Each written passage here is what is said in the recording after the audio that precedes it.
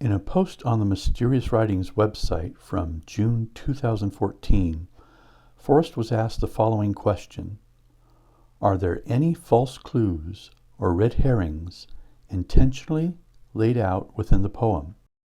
Forrest answered, "No, sir."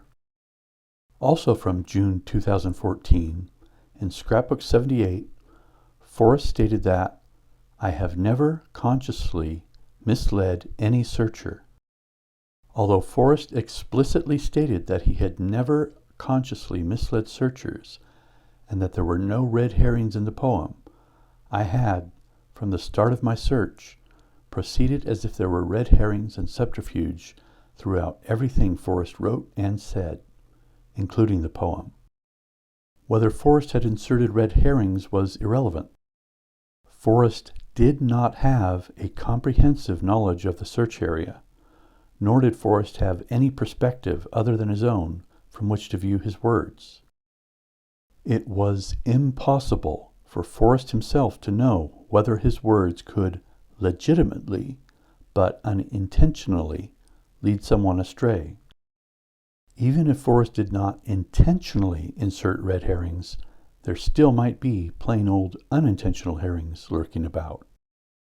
From a searcher's perspective, there was no difference between the two. What is a red herring?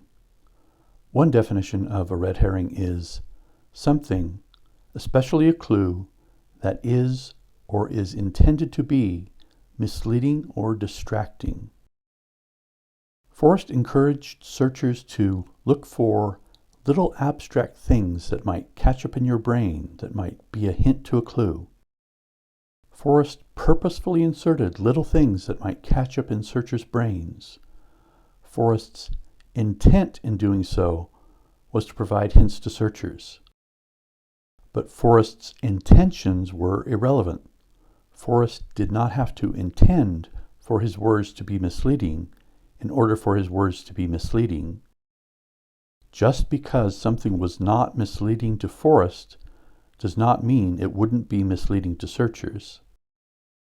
For the purpose of trying to solve Forrest's puzzle, if something is misleading, then it's misleading. Intent has nothing to do with it. This is not a criticism of Forrest. It's just a fact of human nature, human experience, and perspective. Forrest's knowledge of the search area may have been extensive, but it was still limited. If I have hiked up a trail that Forrest did not know existed, then I have seen possibilities that Forrest did not know existed.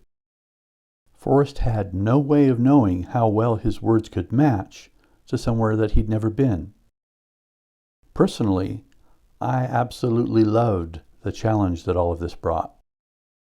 Even if Forrest had flat out said, there are positively, absolutely, undeniably, and reliably no red herrings, subterfuge, or intentional deceptions in the poem, books, or elsewhere, I would have proceeded as if there were red herrings, subterfuge, and deceptions in the poem, books, and elsewhere, even if I was 100% certain that Forrest was telling the truth.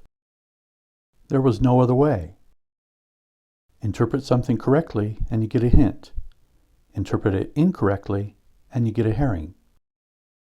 For Forrest's treasure hunt, hints and herrings were, effectively, the same thing. One example of this is with Amelia Earhart. Forrest wrote a long story about Amelia Earhart in Too Far to Walk entitled "The World Lost Its Darling."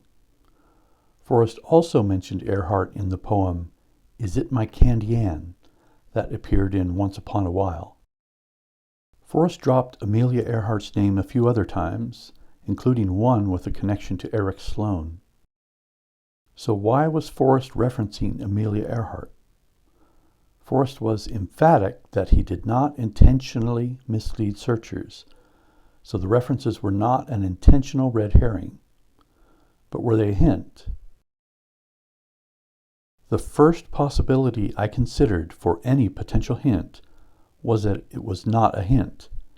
It was just Forrest's colorful way of making a story more interesting.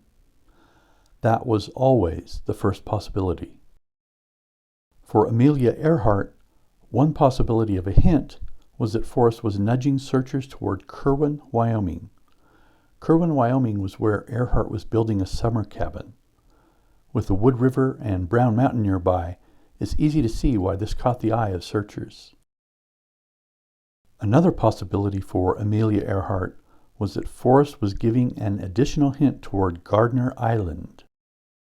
Forrest mentions Gardner Island in The Thrill of the Chase when he says that, "I dreamed the other night that I had been reincarnated as Captain Kidd and went to Gardner's Island looking for the treasure."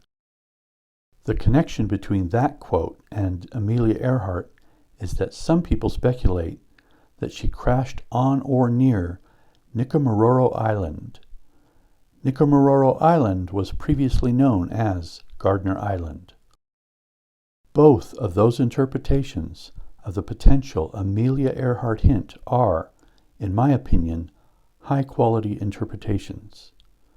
Searchers considering either interpretation are fully justified in doing so. However, I do not think that both of those interpretations can be correct at the same time. If one of them is a hint, then the other one is a herring. It may not be an intentional herring, but it's still a herring. There are other interpretations of the potential Amelia Earhart hint, but the point remains. If one interpretation points to a hint, the other interpretations very likely point to herrings. My personal takeaway for this was that just because a given interpretation of a potential hint matched well to my solution did not mean that my solution was correct. This is yet one more reason that I put so much emphasis on the poem over everything else. I think I'll release another video that shows more examples of this. I may also release a couple videos that talk about additional aspects of hints and how it is possible to use potential hints in a safe way. Overall, my belief that every potential hint was booby-trapped was helpful and contributed to my solution methodology.